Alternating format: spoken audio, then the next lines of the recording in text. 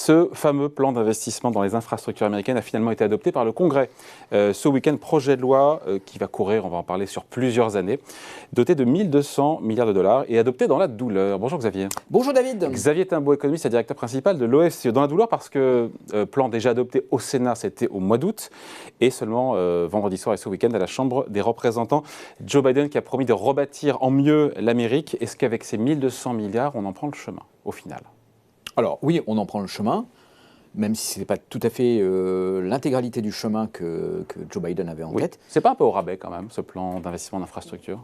Ouais, disons que c'est plutôt découpé en morceaux, un peu façon puzzle.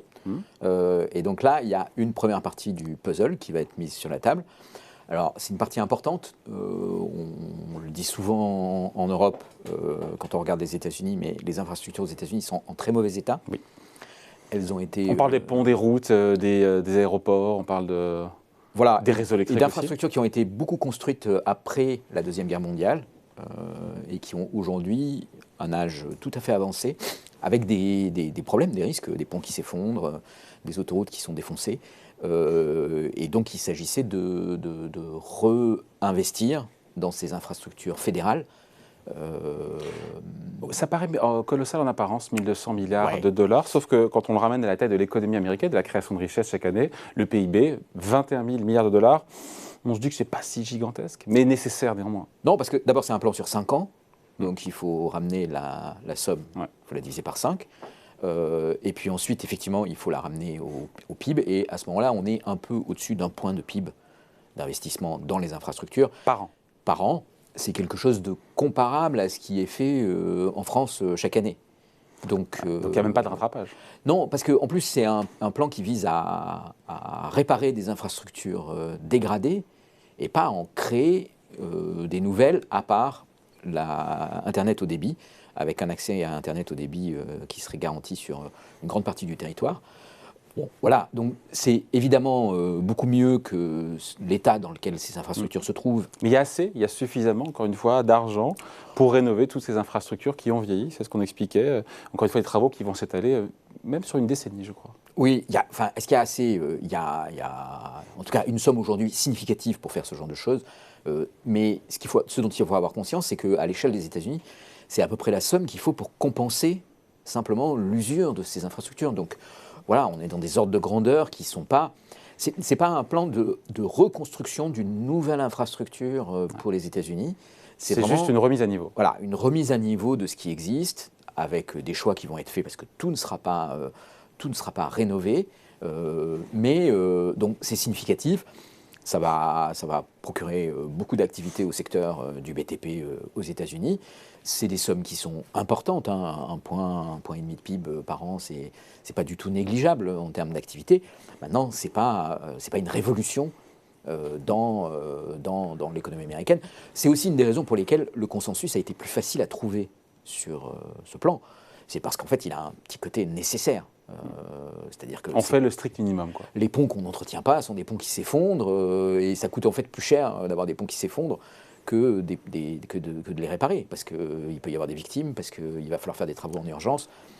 Voilà. Donc, ça reste quand même une victoire, Xavier, politique, cette adoption de ce plan d'investissement, même s'il est un petit peu raboté, parce qu'on a comme cette inflation qui vient gâcher cette sortie de crise sanitaire quand même aux États-Unis. Alors, c'est indéniablement une victoire politique pour Biden de montrer qu'il est capable de faire passer un plan conséquent à la Chambre des représentants aux États-Unis, au Sénat et au Congrès, et donc d'avoir une loi qui faisait partie de son programme qui soit votée et qui soit mise en œuvre. Donc ça va lui permettre aussi de passer dans une espèce de deuxième partie de son action, qui est de dire voilà comment je mets en œuvre ce que j'ai annoncé, et pas simplement de le discuter et d'échouer dans l'étape de la Chambre des représentants. Donc de ce point de vue-là, oui, c'est une victoire. Alors là où c'est un peu compliqué, c'est que pour arriver à cette victoire, il a dû découper son projet. Et il y a toute une partie sociale et climatique qui pour l'instant n'est pas votée. Alors, il y a la partie sociale et climatique qui n'est pas votée, et surtout, et c'est ça qui est important, à mon avis, c'est qu'il n'y a pas la partie taxe. Oui, taxe sur les riches. On va en parler juste, mais une petite question. Sur ces 1200 milliards de dollars, encore une fois, de plan d'investissement, j'ai lu et j'ai du mal à comprendre que seulement 550 milliards correspondait à des nouveaux financements et que le reste venait de vieux fonds recyclés non utilisés dans la lutte contre le Covid. C'est vrai ça? C'est Parce que ça veut dire qu'en fait, en gros, l'argent il est là, les 1200, mais en fait, en gros, en argent frais, on n'a même pas la moitié, quoi. Alors, oui, maintenant, est-ce que cet argent qui n'est pas frais aurait été prolongé pendant la période de temps correspondante? En fait, dans la logique législative américaine, non. Il a fallu voter sur l'intégralité du montant. Donc, bon, voilà, après, on peut.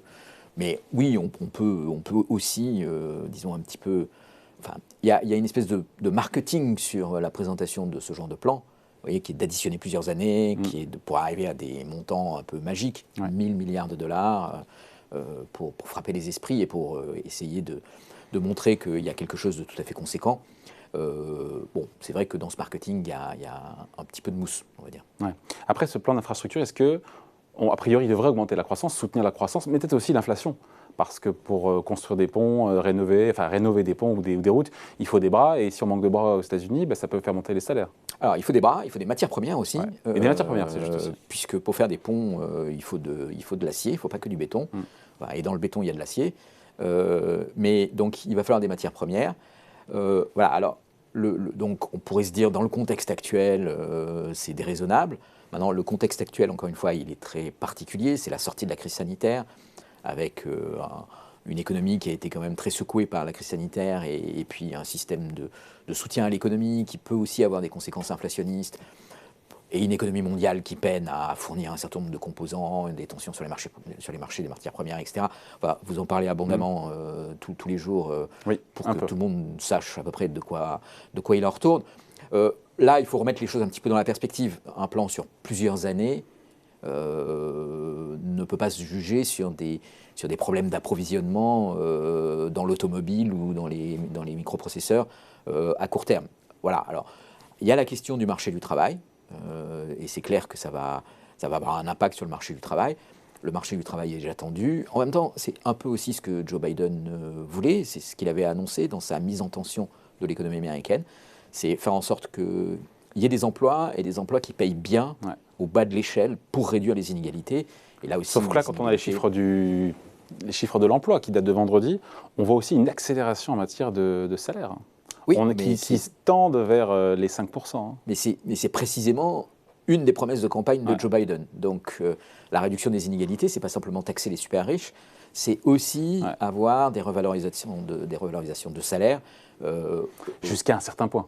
Alors, jusqu'à un certain point, et jusqu'au point où surtout, et c'est là où l'équilibre va être compliqué à trouver, que la Réserve fédérale va juger qu'il y a une boucle inflationniste qui s'est enclenchée. Enfin, une boucle prix-salaire. Une boucle prix-salaire, et qu'il va falloir lutter contre cette boucle prix-salaire par une augmentation des taux d'intérêt, ce qui, compte tenu de la situation d'endettement des États-Unis, va poser un problème au budget fédéral. Hein. Les taux d'intérêt sont très très bas aujourd'hui.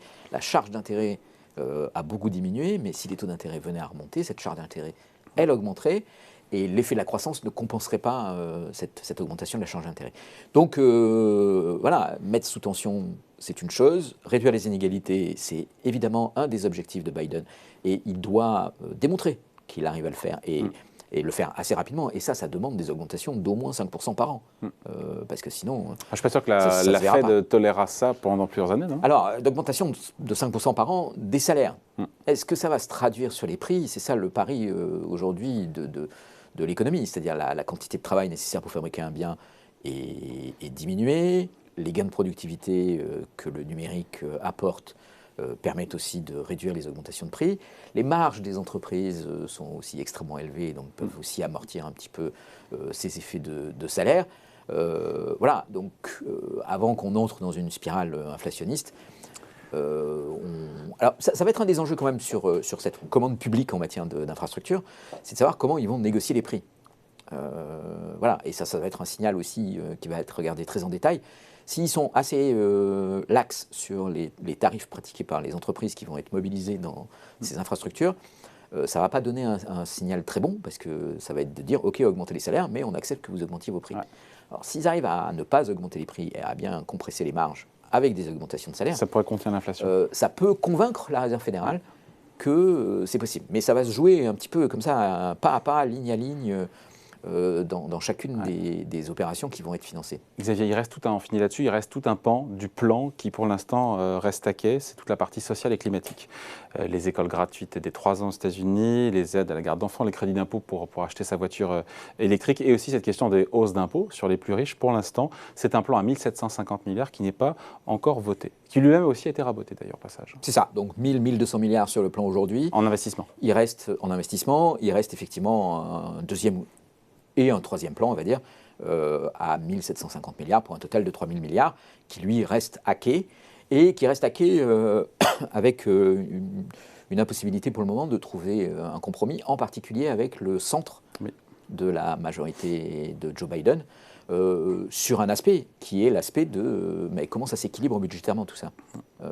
Donc autant sur les infrastructures, tout le monde a été d'accord, et les républicains, certains républicains ont voté pour, autant on voit que sur la deuxième partie, il y a des augmentations d'impôts qui sont insuffisantes pour certains. Lequel des deux peut avoir le plus d'effet sur la croissance? À supposer que celui-là aille jusqu'au bout, qu'il soit voté en l'état. Le deuxième plan a une vocation qui est beaucoup plus importante. D'abord, elle est très importante sur le plan du climat.